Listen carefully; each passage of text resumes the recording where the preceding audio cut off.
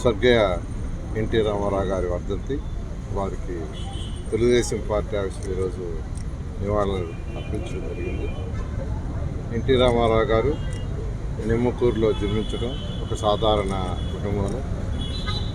తర్వాత ఆయన చదువంతా కృష్ణా జిల్లాలో కంప్లీట్ చేయటం, ఆ తర్వాత వారు సబ్ రిజిస్ట్రార్గా జాయిన్ అయ్యి వెంటనే దాన్ని రిజైన్ చేశారు. ఎందుకు రిజైన్ చేశారంటే ఆయన కాలేజీలో స్కూల్లో చదివేటప్పుడే నాటకాల మీద ఎక్కువ మక్కువ ఉండేది. దాంతో రిజైన్ చేసి ఆయన ఒక చిన్న పోలీసు కానిస్టేబుల్ వేషంతో మొదలుపెట్టి ఆ తర్వాత దాదాపు 300 పైగా చిత్రాల్లో నటించారు. 1-2 కాదు, 3. తెలుగే కాదు, తమిళ్, హిందీలో కూడా 3 భాషల్లో నటించిన వ్యక్తి. అంతేకాకుండా అన్ని రకాల వేషాలు, ఒకటనేది కాదు. ఈరోజు రాముడన్నా కృష్ణుడన్నా ఫస్ట్ గుర్తొచ్చేది ప్రతి ఒక్కరికి ఎన్టీ రామారావు గారే. అదేవిధంగా రాజకీయ రంగంలో ఏ విధంగా అయితే ఎంటర్ అయ్యారో మీకు అందరూ తెలుసు. 60 ఏట రాజకీయ రంగంలో ఎంటర్ అయింది కూడా ఎందుకంటే ప్రజలు పడుతున్న ఇబ్బందుల్ని, వాటిలన్నింటినీ అధిగమించాలని, ప్రతి ఒక్కరి యొక్క ఆర్థిక స్థితి పెంచాలనే ఉద్దేశంతో ఆయన రాజకీయంలో ఎంటర్ అయ్యారు. అంతేకాకుండా అప్పటి వరకు కాంగ్రెస్ ప్రభుత్వం, అంటే ఈ రాష్ట్రంలో కంబైన్డ్ స్టేట్లో కాంగ్రెస్ ప్రభుత్వం ఏర్పడాలంటే, ఎమ్మెల్యే టికెట్ కావాలంటే, లేదా మినిస్టర్ కావాలన్నా, సీఎం కావాలన్నా సీల్డ్ కవర్లో ఢిల్లీ నుంచి వచ్చే సీల్డ్ కవర్, ఆ సీల్డ్ కవర్లో ఎవరి పేరైతే వచ్చేదో వాళ్ళే మాత్రమే రాజకీయాల్లో ఉండేవాళ్ళు. అంటే తెలుగువారి యొక్క ఆత్మగౌరవాన్ని కోసంగా రాజకీయాల్లోకి రావటం, పార్టీని స్థాపించిన 9 నెలల్లోనే ఆయన ప్రభుత్వాన్ని స్థాపించడం జరిగింది. చేసిన తర్వాత పేదలు, నిరుపేదల కోసంగా ఆయన అనేక సంక్షేమ కార్యక్రమాలు, 1-2 కాదు, అసలు సంక్షేమం అంటేనే ప్రారంభించింది స్వర్గీయ ఎన్టీ రామారావు గారు. ఆ రోజు కూడు, గుడ్డ, నీడ అనే నిదానంతో ఆయన ₹2 కేజీ, ₹2 బియ్యం కానీ, లేదా జనతా వస్త్రాలు కానీ, తర్వాత ప్రతి ఒక్కరికి సొంత ఇల్లు ఉండాలా, పక్కా ఇల్లు ఉండాలనే ఉద్దేశంతో ఇల్లు పేదలకు ఇవ్వటం స్టార్ట్ చేసింది స్వర్గీయ ఎన్టీ రామారావు గారు.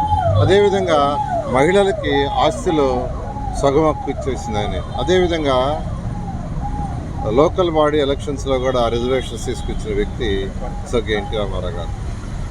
ఆ స్వర్గీయ ఎన్టీ రామారావు గారు స్థాపించిన పార్టీని తర్వాత నారా చంద్రబాబు నాయుడు గారు ఈరోజు ఆయన ఆశయాలతో ఈరోజు ముందుకు తీసుకుపోతున్నారు. ఖచ్చితంగా 2024లో తెలుగుదేశం ప్రభుత్వం రాబోతుంది.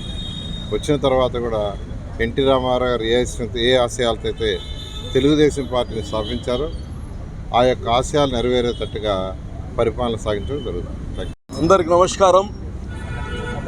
ఈరోజు స్వర్గీయ నందమూరి తారక రామారావు గారు తెలుగుదేశం పార్టీ వ్యవస్థాపకులు. ఈ రాష్ట్ర రాజకీయాల్లో, మరి దేశ రాజకీయాల్లో పెను మార్పు తీసుకువచ్చిన మహనీయుడు. ఆయన యొక్క వర్ధంతి ఈరోజు రాష్ట్రం మొత్తం ఘనంగా ప్రతి ఒక్కరు కానీ నివాళులు అర్పించుకుంటున్నారు. అందులో భాగంగా ఈరోజు తెలుగుదేశం జిల్లా పార్టీ కార్యాలయంలో కానీ ముఖ్య నాయకులతో మాజీ మంత్రి నారాయణ గారి ఆధ్వర్యంలో నివాళులు అర్పించుకోవడం జరిగింది. ఈరోజు మనం ఒకటే గుర్తుపెట్టుకోవాలి, ఎన్టీ రామారావు గారు సిల్వర్ స్క్రీన్ హీరోయే కాదు, పేద బడుగు బలహీన వర్గాలకి హీరో. ఈ దేశంలోనే మొట్టమొదటిసారి రోటీ, కపడా ఔర్ మకాన్, కూడు, గుడ్డ, నీడ అనే ఒక మానవులందరికీ అది హక్కు, హ్యూమన్ డిగ్నిటీ, మనిషి జన్మ తీసుకున్న దానికి ఒక ప్రభుత్వం యొక్క బాధ్యత ప్రతి ఒక్క మనిషికి కనీస వసతులు ఏర్పాటు చేయాలనేది. అందులో భాగంగానే ఆ రోజుల్లో తాటాకు ఇల్లులు ఉండేదాన్ని అన్నీ పక్కా ఇల్లులు చేసిన మహనీయుడు. బియ్యం 2 రూపాయలకి బియ్యం మనందరికీ తెలుసు. ఈరోజు కానీ ఆయన తెచ్చిన ఆ సంస్కృతిని ఎవరు వచ్చినా బడుగు బలహీన వర్గాలకి రాజకీయాల్లో ఈరోజు ముందు వచ్చారంటే దానికి పునాది ఎన్టీ రామారావు గారు. ఈ తెలుగుదేశం పార్టీ ఒక పటిష్టమైన పునాది కలిగిన పార్టీ. ఏ కులానికో మతానికో సంబంధించిన పార్టీ కాదు. పేదలు బడుగు బలహీన వర్గాల యొక్క కష్టం ఉండే పార్టీ ఇది. రాబోయే రోజుల్లో ఆంధ్రప్రదేశ్కి నిన్ననే ప్రజలందరికీ పెద్ద పండగ అయింది. ఆంధ్రప్రదేశ్ ప్రజలకి ఇంకో 3 నెలల తర్వాత పెద్ద పండగ రాబోతుంది. అదే ఎన్టీ రామారావు గారి ఆశయాలు నెరవేరబోయే ప్రభుత్వం రాబోతుంది. అదే తెలుగుదేశం ప్రభుత్వం.